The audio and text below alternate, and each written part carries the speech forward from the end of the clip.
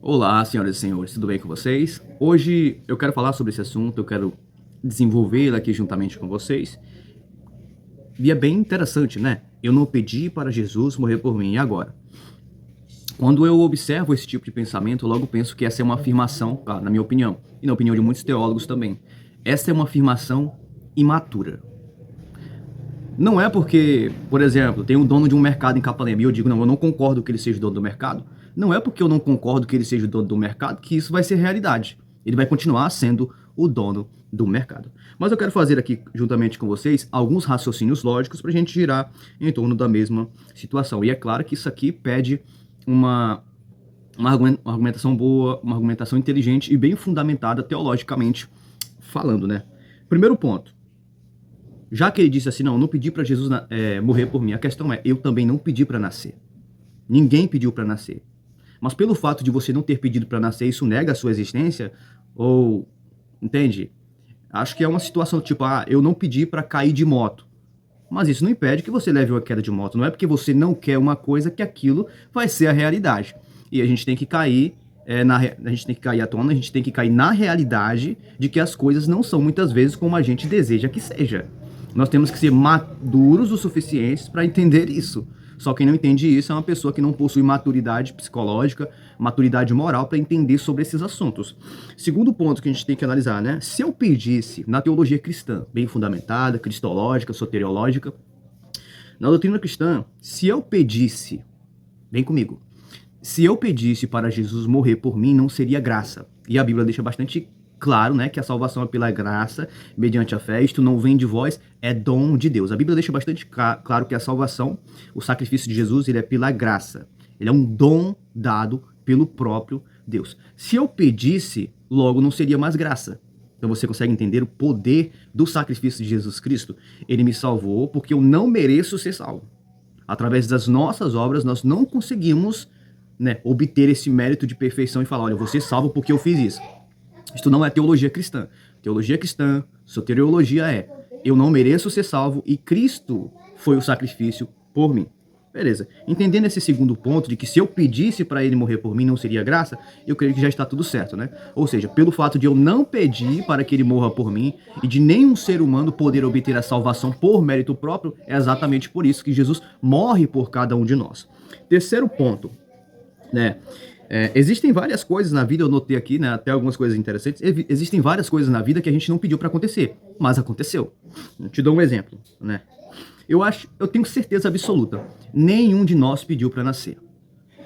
Mas isso não impede de que você esteja aqui, isso não impede de que o seu pai tenha tido a vontade de que você nascesse.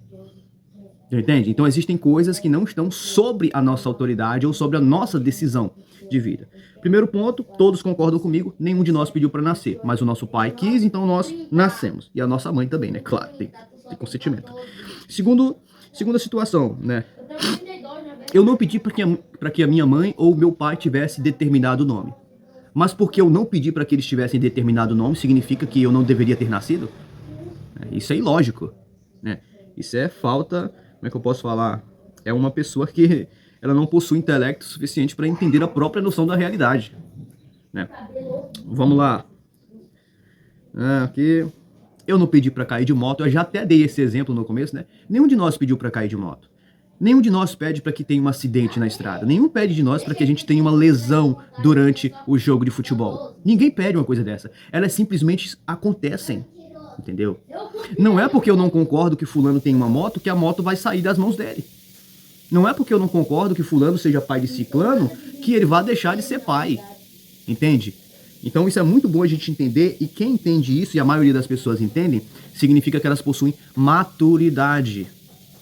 A moralidade dela, ela demonstra-se ter claramente, né, um sentido amplo, uma maturidade psicológica, uma maturidade capaz de entender que nem todas as coisas estão sobre a minha autoridade ou sobre a minha decisão, né? A decisão que um líder de uma empresa toma, mas eu não quis que fosse assim, por que é que ele fez? Não, mas queira você ou não, o líder da empresa decidiu o que ele tinha que fazer, entendeu? Mas isso é muito importante, vamos girar, né? Resumidamente, a questão é, Jesus morreu por mim mesmo sem eu pedir, mesmo sem eu merecer. Por quê? A própria Escritura deixa clara que Cristo morreu não porque primeiramente nós o amamos, mas porque primeiramente Ele nos amou. E Cristo Jesus se fez carne, habitou entre nós. Ninguém pediu para que Ele morresse, mas a questão foi uma necessidade para que o ser humano que é incapaz de se salvar, o ser humano que é incapaz de obter obras que possa dizer, olha, através disso aqui eu vou ser salvo, o ser humano ele não é capaz de ter esse processo. Durante toda a história da redenção, você vê que Deus ele estabelece uma pedagogia ali de sacrifícios, porque justamente o ser humano nunca, em toda a Escritura, durante toda a história da Antiguidade, ele nunca possuiu méritos para se salvar, né? Desde o Éden, você vê os homens fazendo sacrifícios de cordeiros, de bois, até o tempo da plenitude que chega Cristo Jesus e é o sacrifício pela humanidade. Entendeu? Então não é porque, mas eu não pedi, mas porque você não pediu, os outros vão ficar sem a salvação. Então você consegue perceber que esse raciocínio de quem pensa, eu não pedi para ele morrer por mim, é um raciocínio que ele não é maduro. É uma falta de maturidade, quem pensa dessa forma, né? Com base em tudo que nós falamos aqui, eu creio que vocês conseguiram entender, nós temos duas opções. Primeiro, ou eu aceito o sacrifício de Jesus Cristo, aceito ser transformado por Ele, aceito ser salvo mediante o sangue dele, beleza. Mas você também tem a segunda opção, que é de você não querer, ou seja, é você rejeitar o sacrifício de Jesus Cristo. Mas a questão pessoal, a vida é sua, mas a decisão final, ela é sempre de Jesus Cristo. Embora você pense, não, mas ele não pode fazer, não, ele pode. Assim como o dono de uma empresa pode fazer algo sem o meu consentimento, entende? Um líder de uma empresa está tomando uma decisão de que ele vai vender os 2 caminhões dele para pagar o que ele está me devendo. Não, mas eu não pedi para que ele vendesse os caminhões. Não, espera aí.